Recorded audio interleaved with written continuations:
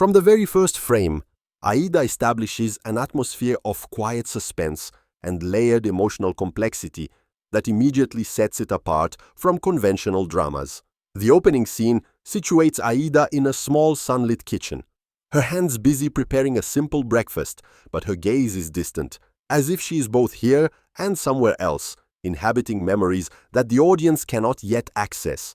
There is a deliberate stillness to these early moments, a patience that allows viewers to attune themselves to the rhythm of her life and the subtle tensions lurking beneath ordinary routines. The entrance of Bout is gradual, almost imperceptible, at first manifesting as a faint presence that disrupts the order of her carefully constructed world.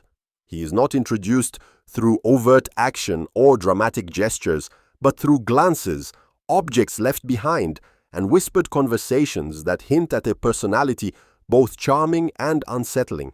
This indirect characterization is one of the film's most compelling features, as it mirrors the way intrusion into a person's life often begins quietly, almost invisibly, until its impact becomes undeniable.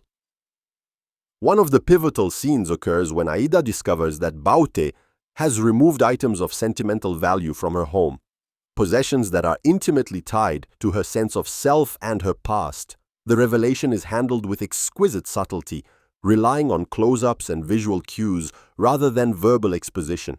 Aida's hands tremble as she examines an empty drawer, the faint echo of footsteps in the hall amplifying her growing sense of violation. The camera lingers on her face, capturing the evolution of emotion from confusion to indignation and finally to a cold determination to reclaim what has been taken. The film's non-linear storytelling adds further depth, weaving together past and present in a tapestry of memory, perception, and consequence.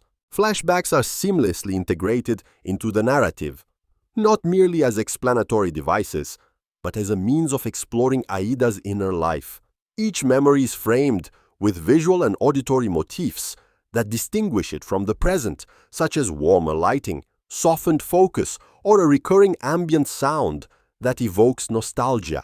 These elements underscore the intimate connection between memory and identity, reinforcing the emotional weight of Baut's theft beyond mere physical loss.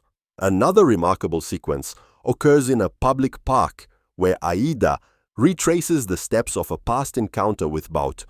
The scene is cinematic in its use of space and composition, with long tracking shots that emphasize both the expansiveness of the world around her and the isolation she feels within it. Here, the film explores the paradox of vulnerability in public versus private spaces, highlighting the ways in which intimate betrayals reverberate far beyond the walls of a home. The performances in Aida are consistently nuanced, bringing psychological depth to the characters in ways that dialogue alone could never achieve. Aida is portrayed with a subtle intensity, a character whose strength and fragility coexist in equal measure. Every glance, hesitation, and shift in posture communicates volumes about her internal struggle. Baute, meanwhile, is enigmatic, oscillating between warmth and menace, leaving both Aida and the audience unsure of his true motives.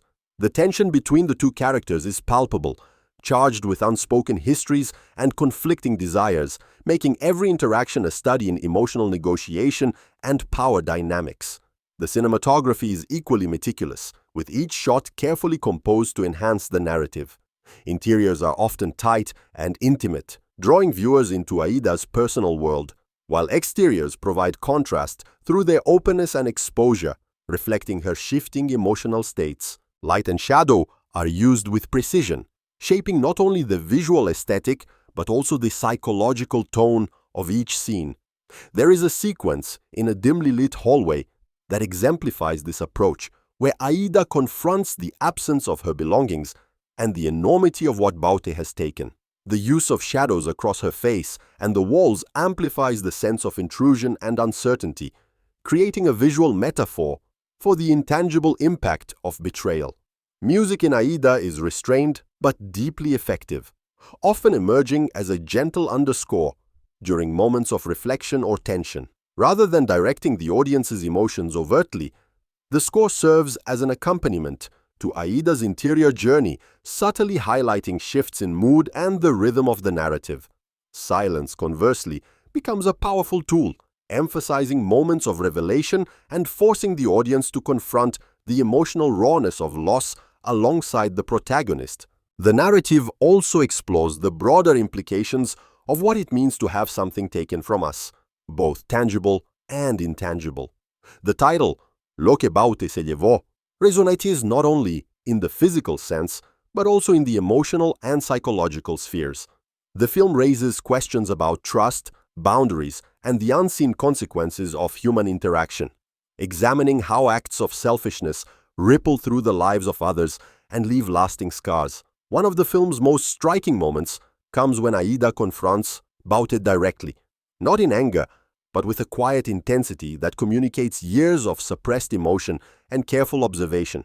The confrontation is framed to emphasize their respective positions within the space, with Aida's movements deliberate and controlled, while Baute's initial reactions hint at surprise and subtle unease.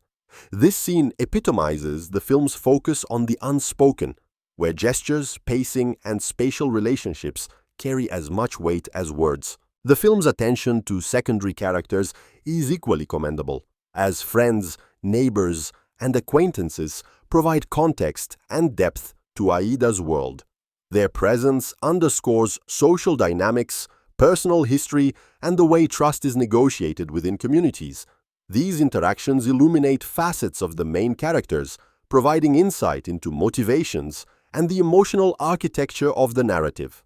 Aida's journey is one of reclaiming agency, understanding the complexities of human relationships, and confronting the consequences of loss.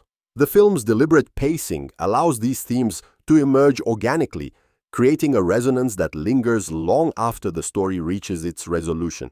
By the conclusion, Aida has navigated both external challenges and internal reckoning, emerging transformed and empowered, her experience with Baute serving as both a wound and a lesson in resilience. In the end, Aida is an exploration of vulnerability, memory, and the subtle, often unseen ways in which people impact one another. Its strength lies in its restraint, the quiet attention to detail, and the careful construction of narrative and visual elements to create an emotionally immersive experience.